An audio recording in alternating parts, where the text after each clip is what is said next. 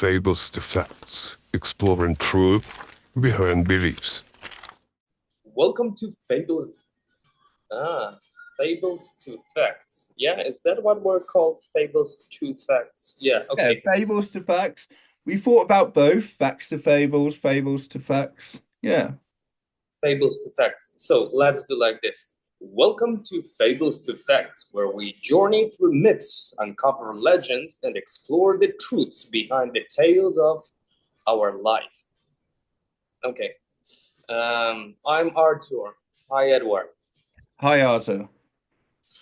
Yeah, let's just start. So, fables to facts. That's what we've called our channel long, long ago when we started exploring myths, legends. When we first met up, we started discussing religion, monotheism in particular. So, okay, let's just start with the first experience what we had while talking. What was that? What was that about? Do you Okay, I remember? remember. I remember it well. So I'd just arrived in the city and we've been acquainted for about a week or two. And I started mentioning that I used to want to be a biblical archaeologist, and finding the truth, the facts of biblical and stories, and that got your attention. And then we just went into a really in-depth conversation from there. And then it led to us having regular discussions about folklore, myths, the Bible, everything. Yeah, So, do you remember exactly what was the first topic what we discussed? Like, I'm trying to recall I what was. remember it.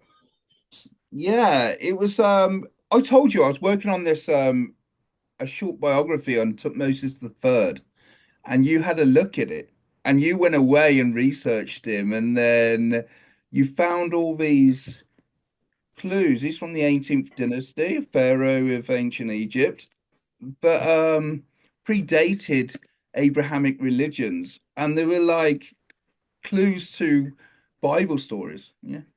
Yes, nice. Now I recall because my interest in this, let's say, myths and legends started when I was a kid. I started from reading just stories, fables, legends, Bible, whatever that is, and I was interested in symbols and symbolism of Yeah. everything, basically. So I looked at the, let's say, the medicine symbol, which is like Hermes's pole or whatever, the snake. And then, since my early childhood, I have been mentioning these kind of symbolic stuff all around me. And I was curious, why all over the world you can find the same symbols. For example, now, by the way, Happy New Year, it's the year of snake, and snakes are everywhere throughout the all of the continents. And then about Moses, one of his miracles was turning the stick into the snake. Yeah, is that right? But yeah, true. Yeah. So it might also have some symbolism, which we will dig into. And And you have, and I remember this because you notice I said when I back in 2006 I went to the Valley of the Kings. So I visited Tutmosis the Third's tomb, which is my favorite pharaoh. And you took a virtual tour when we was in China and you was researching him of his tomb, and you noticed the snake. Um, and this battle between goodness and evil, and similar to the symbolism of snakes in the Bible.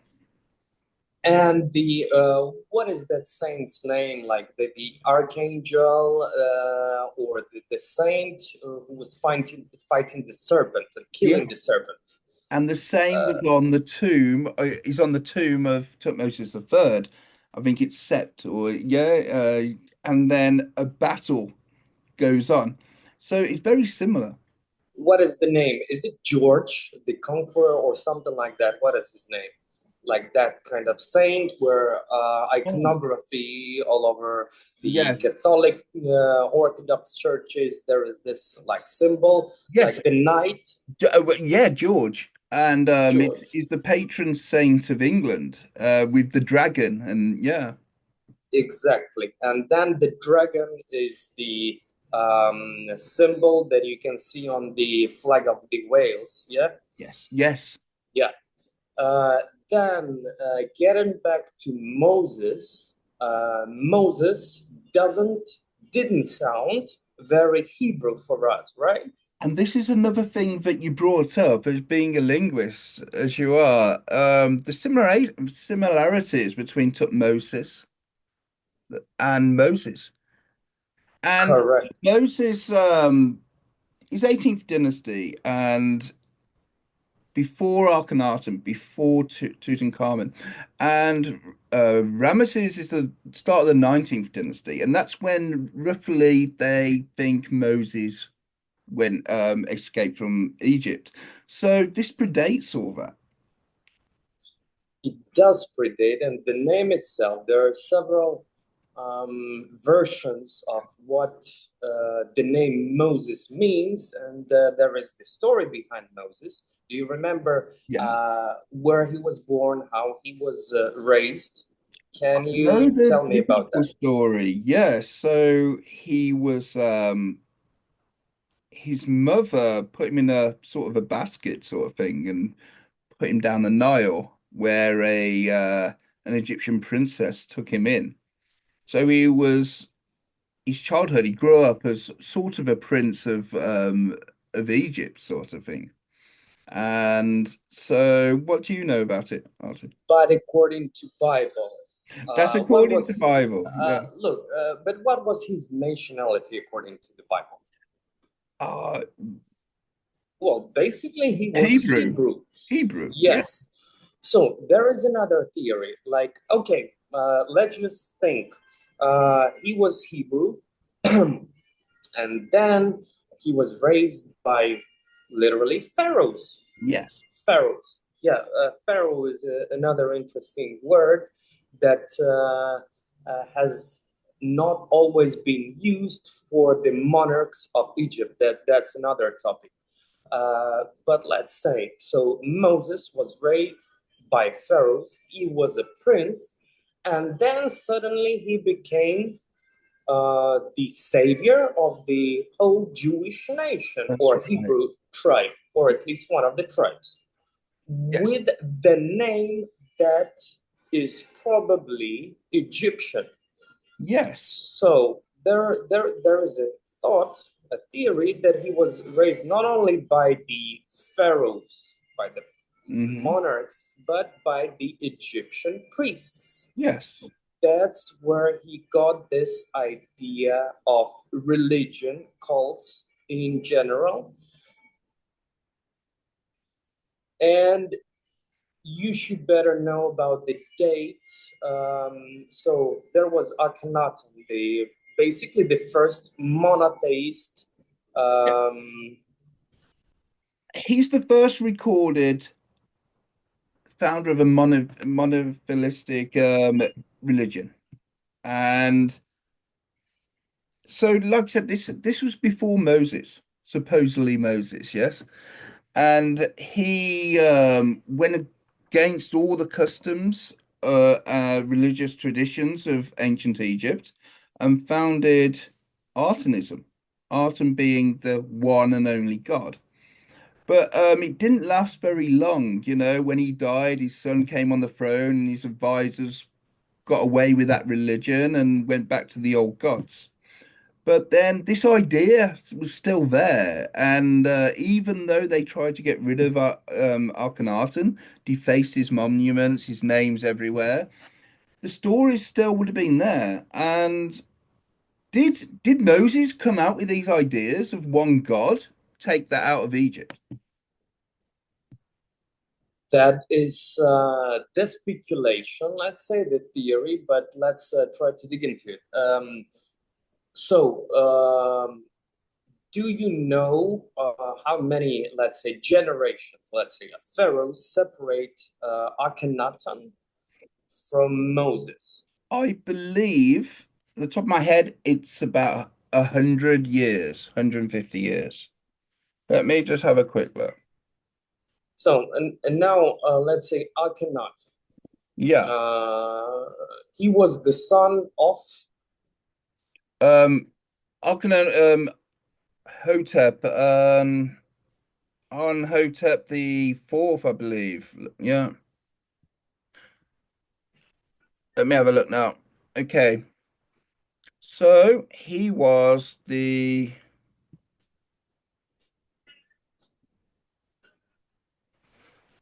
here we go. Yeah, Amenhotep the fourth. Yes. He was the son of Amenhotep the fourth. And Akhenaten was around in the 1350s BC. And Moses, Mhm.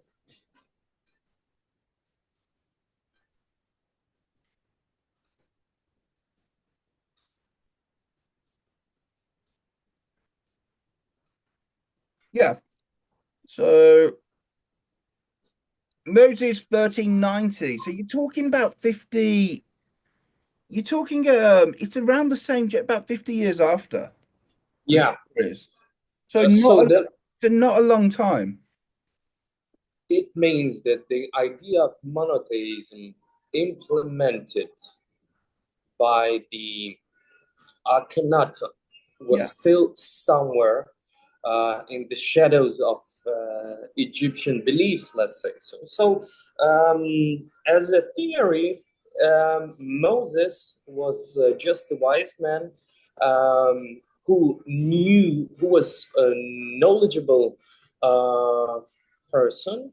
Hmm. Let's say that now there is one interesting question. If he was raised by the pharaohs, by Egyptians, let's call them, how could he recall that he was a Hebrew, and what was his intention to get back to the nation which he originated from? Yeah. Like, what was that about? Okay, so there's many Hebrews in Egypt at the time, and by all counts, they were treated unfairly. But then there's this, there's this notion where everyone assumes these Hebrews all followed like the religion of today, Judaism, of what we know today. But there's no evidence of that. There's more like a tribe. You've got the tribes of Israel, yes? Mm-hmm. And so it's like being Jewish today. It's not just being a religion Mm-hmm. of Judaism. It's also ethnicity, yeah. Yeah. And so I don't know how. I mean, why did he believe he belonged to this? I'm not certain. But there's also coming back to Akhenaten, there's so many similarities. He wrote poems about the Arten, and Mm-hmm. one's very, very similar to Psalms 104, where it's practically identical. They took it from Akhenaten. Okay. Now let's just speculate again. Let's say Moses was that wise and that knowledgeable in Egyptian religion, polytheism. Uh, let's say he was also introduced somehow to the monotheistic cult. It should be the cult because it was Yes. not the established religion. It was like just Akhenaten introduced that, but then it collapsed. It was forbidden, forgotten, and persecuted. Well, Akhenaten set up a city in the desert called Amarna, and that's where it was. And so, even though he made it the official religion of Egypt, people still worship the same gods mostly. Yeah, the old gods. Then, from my perspective as bookworm linguist, like let's say Akhenaten, um, Do you remember his original name given by birth? Oh, it's what did I say before? His father's name. It's Amenhotep. So I think he was born on Amenhotep, but I will just clarify that. Amenhotep. Yes, Amenhotep at Oh birth. yeah, before his father. Oh, sorry, he was Amenhotep the fourth, and his father was the third. Yes. Okay, it's still Amen. Yeah. Uh, Which Very interesting. okay, what do people like in the English speaking world? Well, not even the English. It actually dates back All over the world. to Judaism. Amen.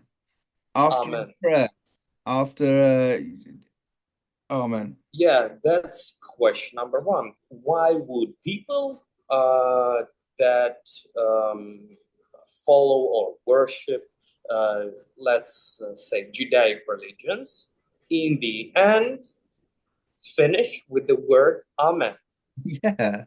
Yeah. So, do they relate this word to the Amen, the Egyptian god? Yeah. Number one. That's question number one. Let's leave it open. And maybe we've got listeners who will comment on that. Maybe they Yes. have their own theories. Okay, there is another thing. Let's say there is an Egyptian pharaoh name like Thutmose, Mm-hmm. Thutmoses. Yes. What does it mean? So the first part is the name of the god of wisdom, Yes. thought. Mm-hmm. And there is the second part, which is Moses, which means the son of the god called thought. But yeah. Um, Now, if we assume that Moses was raised by Egyptian pharaohs and priests, Son of. so his name is maybe it was just lost, and only the part of the name was kept, or it was intentionally meant like that. So, what does Moses means? Okay, there might be the Hebrew pronunciation like Moshe, but it's still The probably ori the from origin. Egypt. So, Yeah. what does it mean? The son of God. Yeah. Basically the first Judaic prophet, True. which is the Son of God. Yes. Then Moses and other prophets throughout hundreds and thousands of years already were the sons of God, the Messiah, the one that was like the sacred one. Yeah, the sacred that brought by the God to earth to save some people or peoples. Yes. Now the question is why? That is also very controversial question. But was Moses only the savior of Hebrews, or was he still somehow connected to the Egyptian dynasty after, let's say, he departed from Egypt? Okay. Very fascinating. It's definitely something we need to research and find out what's out there. We did Yes, initially in China, we did do research, and all these facts now definitely needs, yeah, needs more thorough research from us and for a future episode. correct. That might be very interesting topic for the next one. Let's continue with the snake. Yeah, why I'm so focused on the snake? It's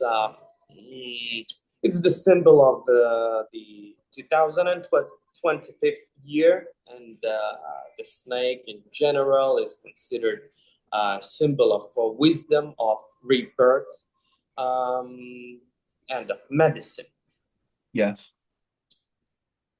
and it's all over Egypt, Yes. everywhere.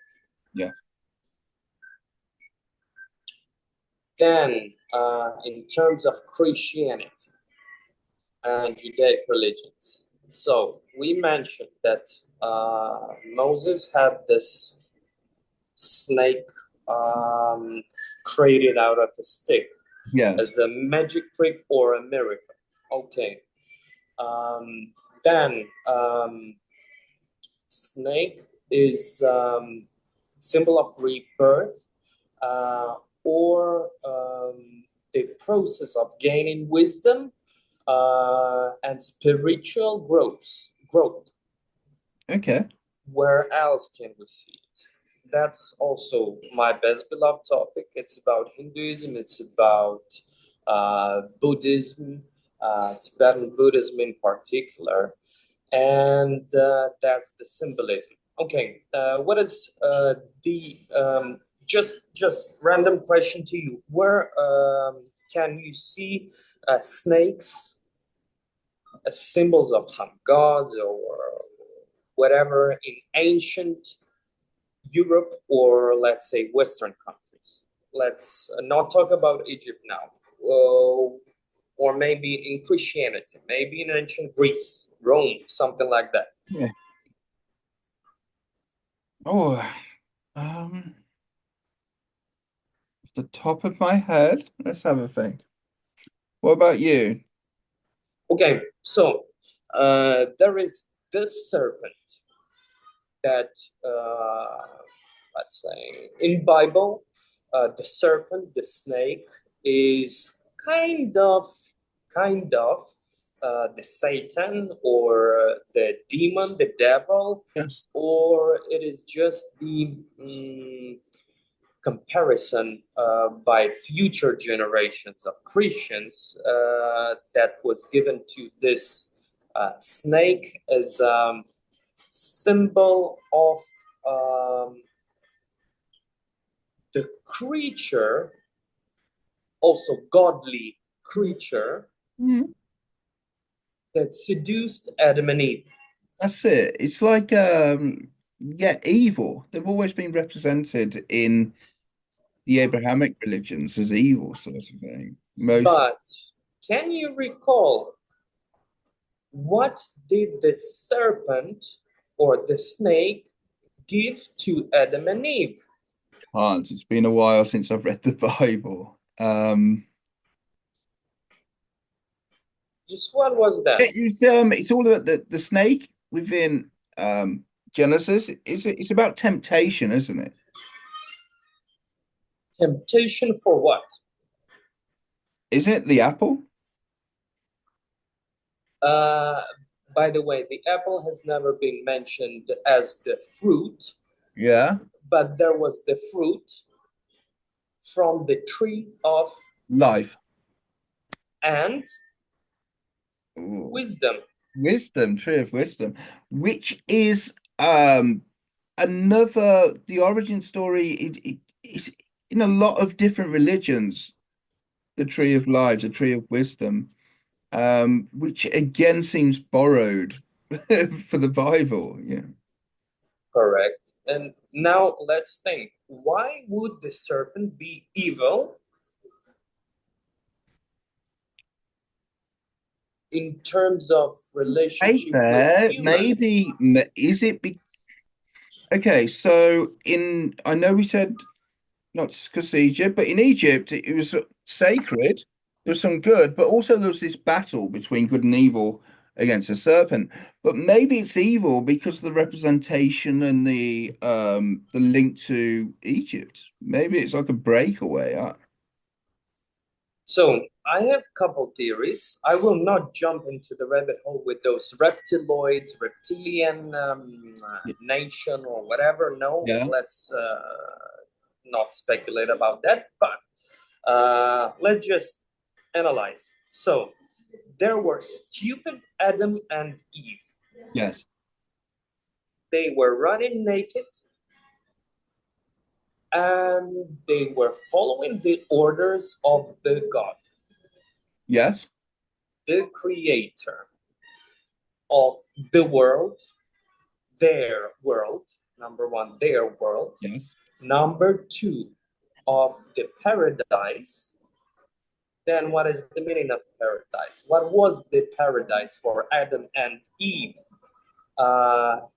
They were not thinking about anything. They couldn't multiply, and they were silly, stupid servants who Yes. didn't basically have consciousness. Yes. Now, there was some snake or serpent that told them, come on, Adam and Eve, eat the fruit from the tree of life and the tree of knowledge. So, according to the Bible, they ate this fruit and they realized that they were naked. Then they realized that they were mortal. But what it means, they gained consciousness. They gained some wisdom there as well. There was less ignorance of the world around them, yes? They realized what the world is around them. So they started living the conscious life. Then the serpent is the giver of the knowledge. Yes. Only later on, like it was the evil temptation, but it is about Christianity and like the religion, not as a practice, but as the secular. Now I'm talking about Christianity and other religions in terms of the way to control other people. So if people, let's just say, follow the sacred book, whatever that is.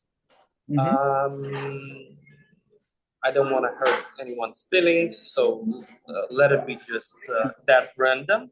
And then the people are told, you just follow what your God, prophets, or priest tell you. Don't think, just follow it. Yes. And that was true. Even in Western Europe, it was only in the last 500 years or Bibles in Western languages, you know. Oh, sorry, is it always in Latin? In like English, German. Before that, the common person could not read the Bible. They couldn't understand Latin. Only the educated and the priests. And so even from 500 years ago, as you just said, lay people, their idea of the Bible all came from what the priest said, their interpretation of it. Now, the question, if someone brings you wisdom, consciousness, and ability to choose what you want to believe in, what you want to do in your life, does that mean bad and evil for the person? Yeah, knowledge is evil, sort of thing. Yeah. For whom? For the one who doesn't want to lose the control over these people. That's why I think the serpent, as a symbol of wisdom, the snake, was condemned by the churches, by the priesthood. Yes. And then let's stop it there. Then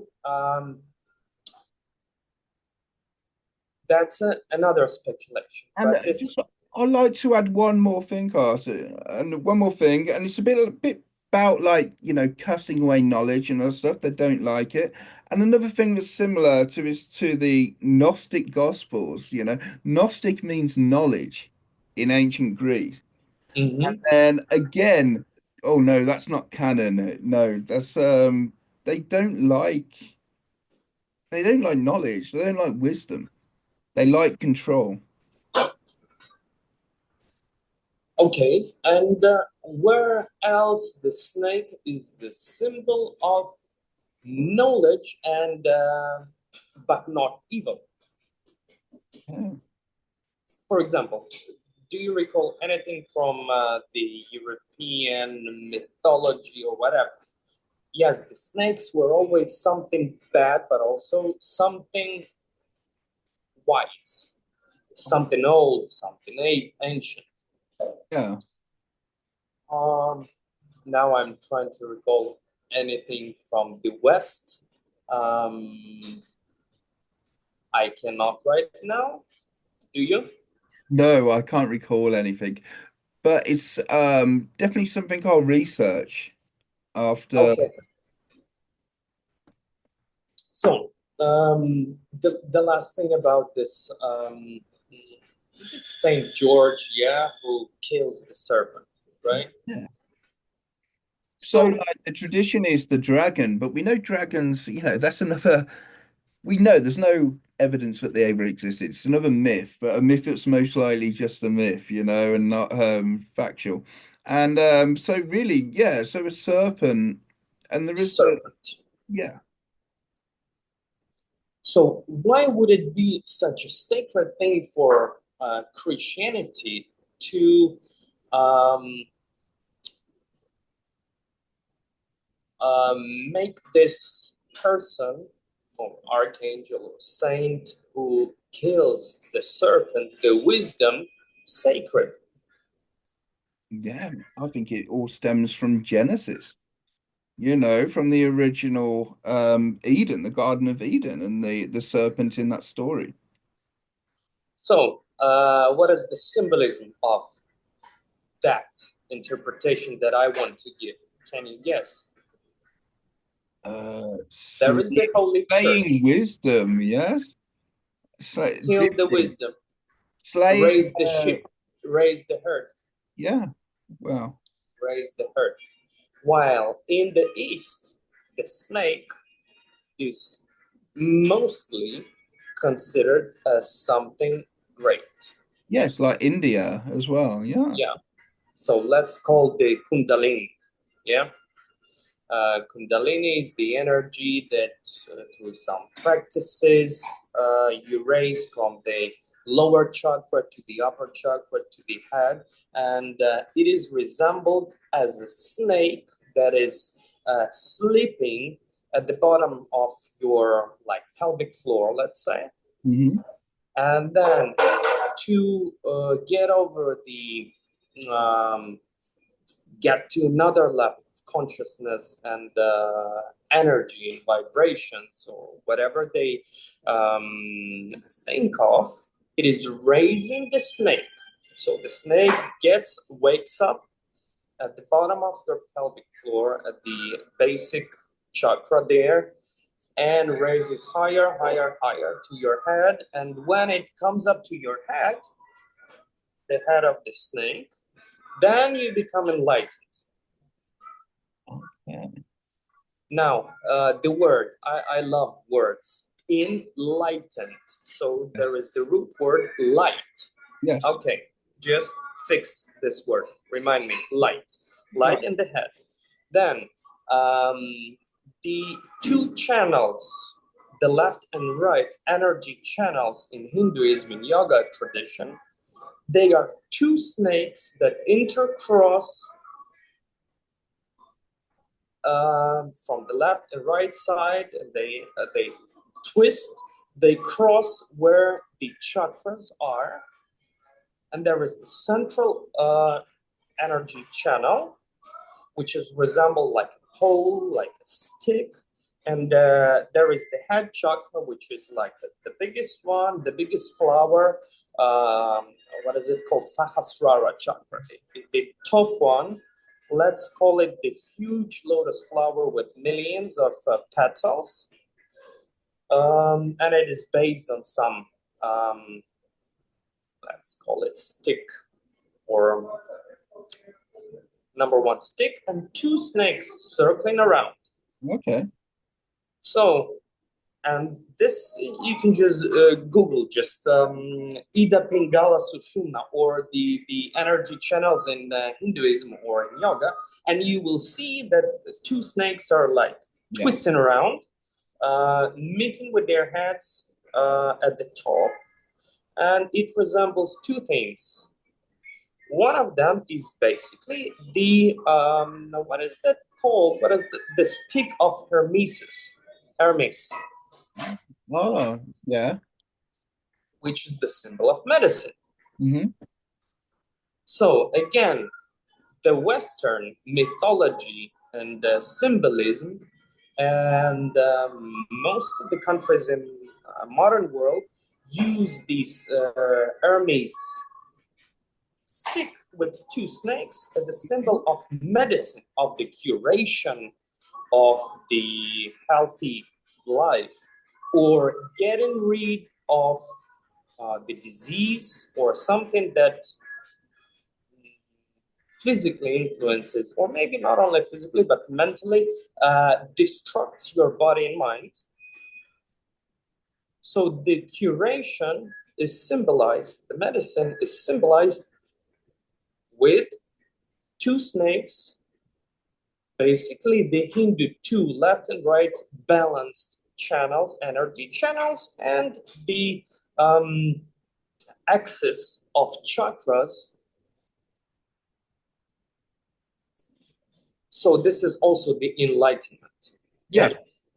And Coming back, yeah. go on. Coming back to light, yeah, what I think of when I think of light, one when the the Roman Empire in the West collapsed in the 5th century, and then it was the Dark Ages, yes, the early Middle Ages, and so why the Dark Ages? Because knowledge, medicine, technology was all lost at the collapse of the Roman Empire. And so that's why it's a dark time. Wisdom, knowledge, it all went, language and everything. And then another one is the Enlightenment, suddenly in France. It's like and the Renaissance. Renaissance means rebirth. So everything was sort of lost during the Roman Empire, sort of started to come back to the forefront during those periods. So definitely in what you're saying with the two snakes and light is there's some representation there of knowledge. So can we say, that's a very interesting point. Can we say that the Dark Ages means the absence or the loss of light? Yes. Then consequently, light means wisdom. Yes. Then, according to the most modern quantum physics and mechanics research, everything consists not from atoms, molecules, but the smallest particles are what? Vibrations and light, depending on the experiment, on the environment, something like that. So now we get back to the Bible. In the beginning, there was Light. light. And also, I forgot the exact quote. In the beginning, there was the word. And the word, any word, means, what is the word? The vibration, sounds. Oh, yes. Yes. And then there was the light. So, The two components to quantum physics. Then the vibration, the sound. There are so many healing practices with sound, whether they are like something it's like faith medicine or whatever, or traditional or ancient, but still there is the vibration, the frequency, the sound. And that's why even in English we have the word spell. Yeah. Yes. And spell means to spell the word by letters, yeah, or to conduct a magical spell. Yeah. Amazing. So the spell and light. Spell, word, sound, frequency. Yeah, just to sum up. In the beginning, there was the word, means sound frequency. And then there was also the light. The light is the symbol of wisdom. And there is even the English word, and like not only English, enlightenment. Yes. Means the light is something good, meaning the knowledge.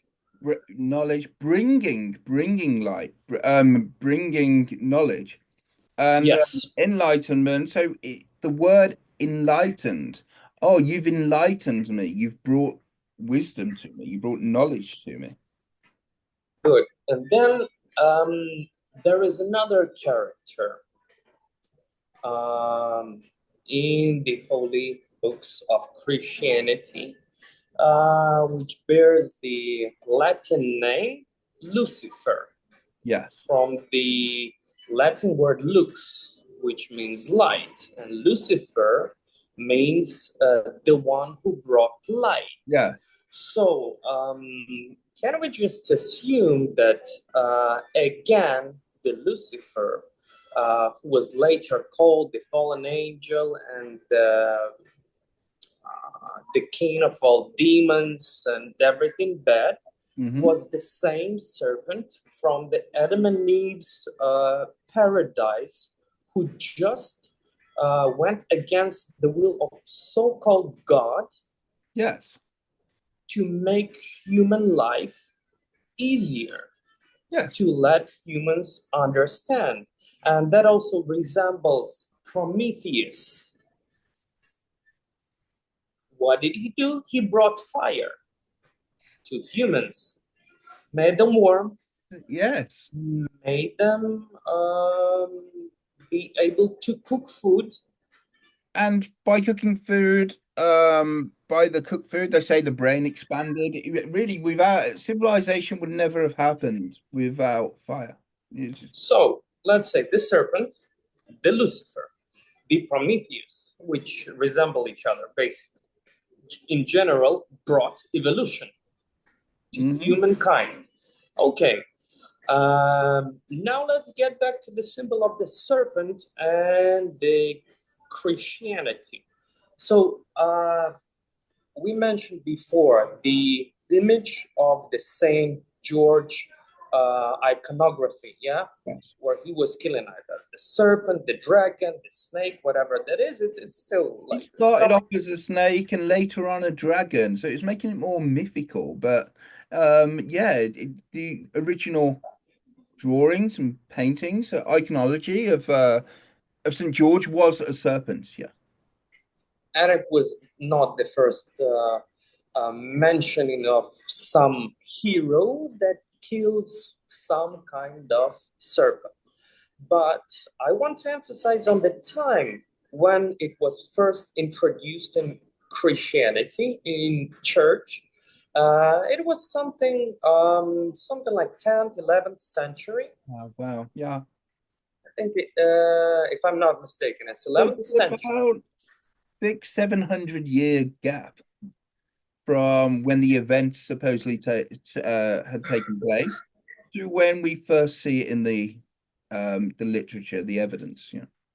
Okay, now I'm talking about the meme. Yeah. Yeah. Okay, Saint George, the killer of the serpent. So this is just the analogy. There is some saint that represents the Christianity and the church. Yeah. Yeah. Saint George. Yeah. Then there is the serpent that, according to the church, means something evil, demonic. But wherever we look for the symbolism of the snakes and serpents, they might be dangerous, but they are connected with the light, enlightenment, wisdom, and knowledge. Yeah. So now let's think. 11th century, when the Vatican, when the papal state was gaining more and more almost absolute power, Absolutely. Yeah. meaning that people living in the states under the control of the Vatican, of the church, were not free anymore. They could not express their will. They had to follow the rules of the church. in many ways, even the education was forbidden. And that's one of the periods that is the part of the period of the Dark Ages. Yes. Well, so it was supposedly coming out of the Dark Ages. So we had the founding of the Holy Roman Empire by Charlemagne. Yes. And so supposedly it was coming out of the Dark Ages, but as the church got more powerful, they say everyone else was still in servitude of the church. Yes. And servitude in general can mean that you should not have your own opinion. Yeah. The church decides what you should think, do, and you should serve them, covering your servitude with the name of the god. So in words, you're serving the god. In fact, you're serving the interests of whether it's Holy Roman Empire or just, let's call it the church, the institute of the church.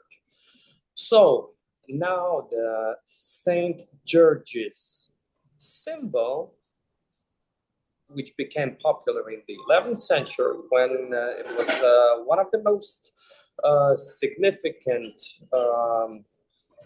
periods of the establishment of the Church, of the Vatican, could mean now Saint George equals to the church is murdering and killing the serpent, the dragon, which is the knowledge, the wisdom, the choice, the light. Yeah, suppressing knowledge, suppressing wisdom. And so the Dark Ages would have been, from the 5th century onwards in the early Middle Ages. The church would have loved the Dark Ages. Very, very little knowledge and wisdom was being shared at this time. Remember, this is before nation states of Western Europe. This was when there was lots of tribes after the fall of the Roman Empire, which was perfect for the church. So it would have been an easy time for them coming out of the Dark Ages. And now let's think about the libraries. The book is also the wisdom, the information. That was the scriptures, the texts, the paper, the whatever, the tablets, clay tablets. Who was trying to keep them and to control them? Yes.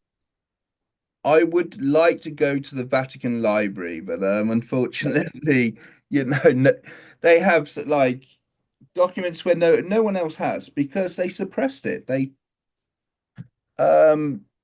canonized only certain bits of scripture. All the rest they sort of said no. And they hide. That doesn't fit our teachings. Yeah. They hide. So you cannot just get access to any book, any piece of information that they have. It is hidden from most of the people. Exactly. Why? There is a good saying, if you control the information, you control the people. Yes. And they also say knowledge is power.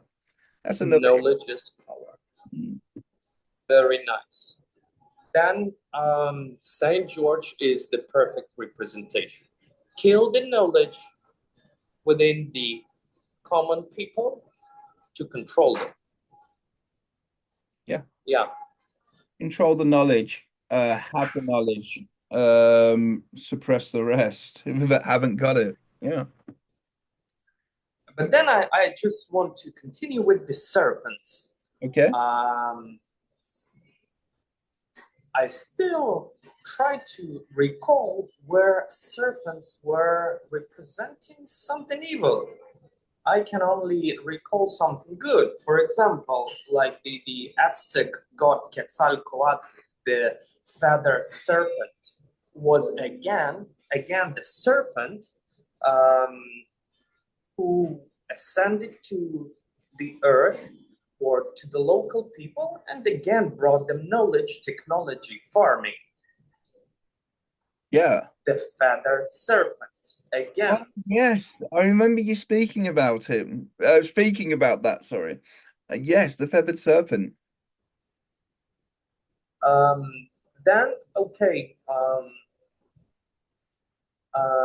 the serpent. Now I recall where it can be considered as evil. There were talks about the Göbekli Tepe and other sites where there were like some architectural structures or megaliths, or somewhere in the temples, there was the serpent, the snake, um, depicted as something dangerous. So, according to Graham Hancock and some other researchers, the serpent was the symbol of the comet or asteroid or something that was falling down the earth Yes. and causing the cataclysm that erased most part of the humanity, meaning starting the civilization from scratch. Oh.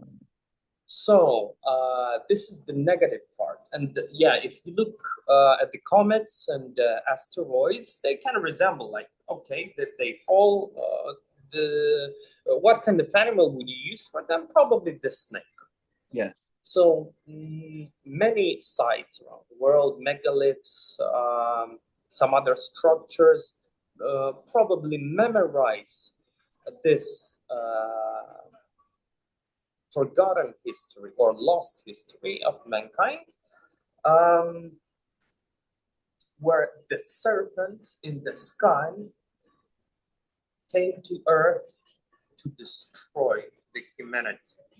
That's why there are researchers who call it like reboot of the humanity. We had to start from scratch. So let's say 10% of the population left on Earth. Yeah, that's the negative description of the serpent, but that was the symbol of something physical, something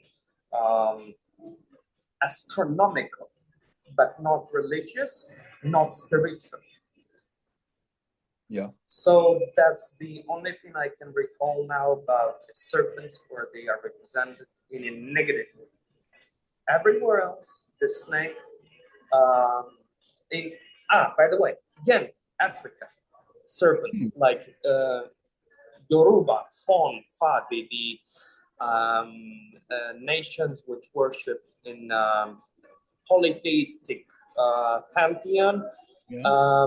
And if I'm not mistaken, there is the Nigerian and like Western African nation called Ifa, and there is or Fon. My apologies if I don't pronounce it correctly, but there is the deity that is also represented as a snake with several heads that look to all of the sides of the world. And it is also treated as the kind of creator, which leads me to another thought. Why would you worship, let's just say, there was the serpent in the sky who destroyed the humanity, most of it. But the humans that stayed alive overcame this cataclysm. They still had this serpent as a symbol of the god, the deity that came from space. Okay, maybe that was the comet, the asteroid, something like that. Why would you worship it?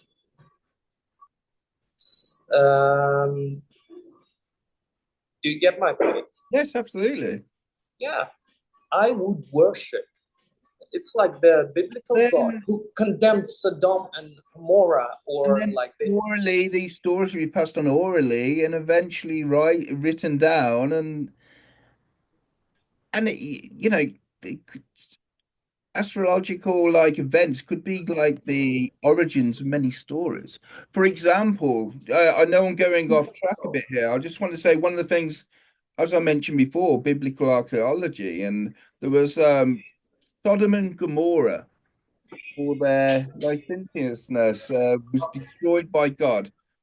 Well, they just found recently, actually, there was a meteor storm over that area around the same time. Apparently, that story happened. So the town cities did get destroyed, and there's now archaeological evidence of why they got destroyed. So that's another, as you say, astronomical event that suddenly became fact, as in the Bible, where oh, God did it. Okay, now, why would, let's say, these African nations worship this serpent? By the way, the voodoo, at least one of the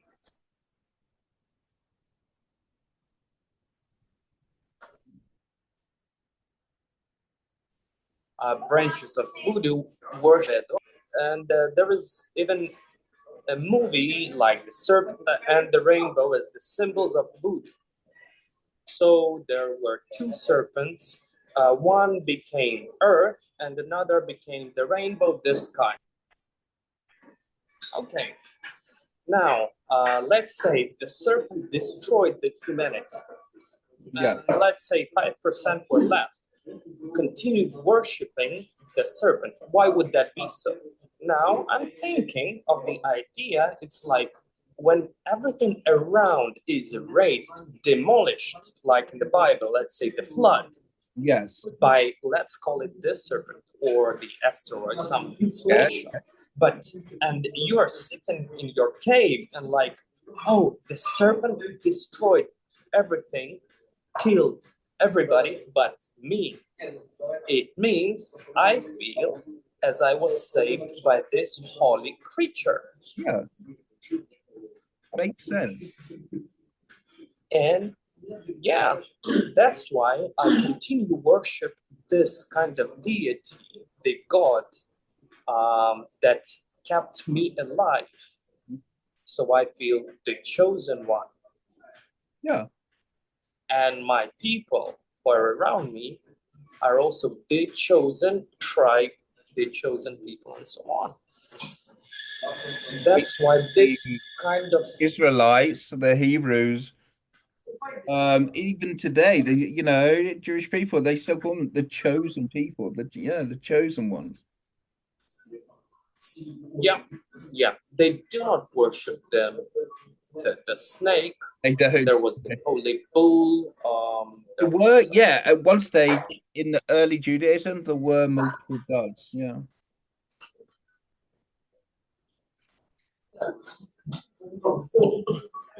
And then about the snakes, yeah.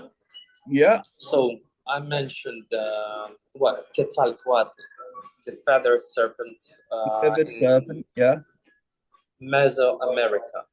Then the African religions, they also worship serpents in various kinds. Dambala and Daida, the serpent and the rainbow, the two snakes that, according to their mythology, created the earth and the sky. And their interconnection gave life or gave birth to life on the planet. This is again another creation myth that has snakes in it. I think that's something we need to look at. Like all the civilizations, like the ancient civilizations, they're creation myths. Mm-hmm. And look at the similarities, the timeline, set up a timeline, and see where in the Old Testament in the Bible, what does it closely resemble? Or what have they? Yeah, definitely an episode. I would like to research that further. Okay, so we've got couple topics for couple of episodes, probably. Let's say that will be the research of the serpents in the various creation myths and legends, Yes. symbolism, then the light, the frequency, and all deities and saints that represent the life. And also they are interconnected with the serpents again and again. Yes. Okay, then I suggest we finish for today. Is that right? Yes. Just a quick thing. I just want to say, okay. How did you what fascinated you with this subject, what we're discussing? You know, what story or moment made you want to connect the dots from myth to fact, or vice versa? Oh, that's an interesting question. So again, since my early childhood, I was reading some stories, legends, fables, whatever. But and everybody told me, like the adults, parents, like, oh, that's myth, the myth. So something that seems not real, that didn't happen, that was the creation of human mind and imagination. Yeah. But I was treating them as something that you just uh, cannot create something from nothing. Let's say you had no previous whatever that is experience, whether it's physical or mental. Um, you just cannot think of something that doesn't resemble something else. So I was thinking whether all of the myths, legends, and fables, all other stories, they should have some background, some real fact that took place on Earth, or maybe not on Earth, maybe outside of Earth, maybe it was extraterrestrial. Whether we take Indian Mahabharata, Bhagavad Gita, whatever, all those stories about the gods, about the astronauts, ancient astronauts that were flying around this planet outside, recreating the humanity. And I was thinking, like, can this be real? So I started reading all those books and stories, trying to understand the mind of the person who was writing them down, let's say 5,000 years ago, based on some previous knowledge and technologies that, let's say, existed 12,500 years ago. But the person was living in the kind of primitive world, or less technologically advanced, probably less technologically advanced than some previous generations. And how would he describe, which words would that person use to memorize and to pass the information from the previous years? Let's say I'm a Phoenician or a Syrian or Sumer, and I heard the stories from the priesthood who, let's assume, kept the history, the written or oral, passed from generation to generation, from the times, let's say, when there were flying machines, flying saucers, vimanas, the it was spacecraft was advanced, construction works were advanced, everything was technologically super advanced. But then something happened, everybody lost the knowledge about it. So let's say now everything is destroyed, like some cataclysm or nuclear war. I hope it will never happen, but just assume. And let's say two of us, one linguist, one historian, sitting and chatting. And then we restore the humanity. Yeah, we multiply, and 5 generations pass, and there were, let's say, no engineers to recreate the world, or just even to create not even the phone, the tablet, just the simple power station. Yeah. We came back to the primitive tools. Maybe we can Well, it'd be like a dark age. Yes. And then let's say 5 generations later, where kids were born in the world without computers, without airplanes, without cars. There are only like remnants of that, partially decomposed. Yeah. And like my, let's say, great son or daughter asks, "Oh, what is that piece of firm stuff like?" And that is the broken plane, let's say. How would you explain? Oh, you would use some objects around you to give some analogy, metaphor of what would it be if it was still working.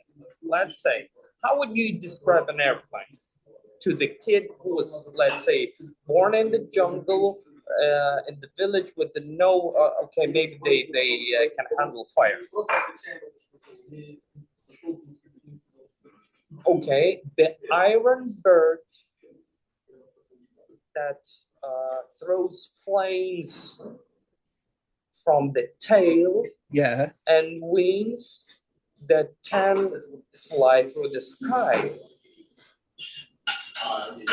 Okay, then, or like, okay, you have some kind of chariot, yeah, or the cart. And we use horses for chariots. So how would you describe what the car is to that human? Like, oh, this is let's say the car that doesn't need horses to move. It'd be difficult. It's like it's not dissimilar to the Inca and South American civilizations when Europeans arrived on horses and metal armor. They were wearing metal clothes and they thought it was one being at one stage. A man riding a horse, they thought it was some like mythological creature, from another world or How is another. it called? Centaur. Yes, a Centaurus. centaur. That's it. Yeah, Yeah, the half man, half horse. Yeah. That's how myths are created. But there should be some background, or I don't know, like for example, we started long ago with you talking about Aztecs, Mayan, and civilizations, Incas, and their myths, and their I think it's Aztec myth about the 4 sons Yes, that were destroyed. that's right. And then I think the 5th son, and those sons were in different positions. Yes. That will be the topic for another time, but I will just mention that Quetzalcoatl, the serpent, went into the sun, which is some object on Earth, which probably on Earth. Yeah. It was some object that the people could just call the sun or the star, but placed on Earth. It means it. It's just reminded me another serpent in different civilizations, the Aztecs with the eagle and the serpent and the founding of Tenochtitlan of modern day Mexico City. So it's another serpent story, and completely like in the new world, completely disattached to Europe and Asia and Africa. So. That is another amazing story. We will definitely get back to it. just to close this topic for now. So Quetzalcoatl, the feathered serpent, entered the sun somewhere stationed on Earth to sacrifice himself for the people to stay alive and survive. I remember you saying, yeah. Yes. Let's keep it for the next time. Thank you, everyone. Thank you. Right, thank you, Arthur. And everybody else, if you have enjoyed our episode, if you have any comments, if you have any suggestions, just like, subscribe, comment. We're happy to hear your thoughts and your suggestions for future topics. Thank you, Edward. Thank you, everybody else. Thank you, everyone.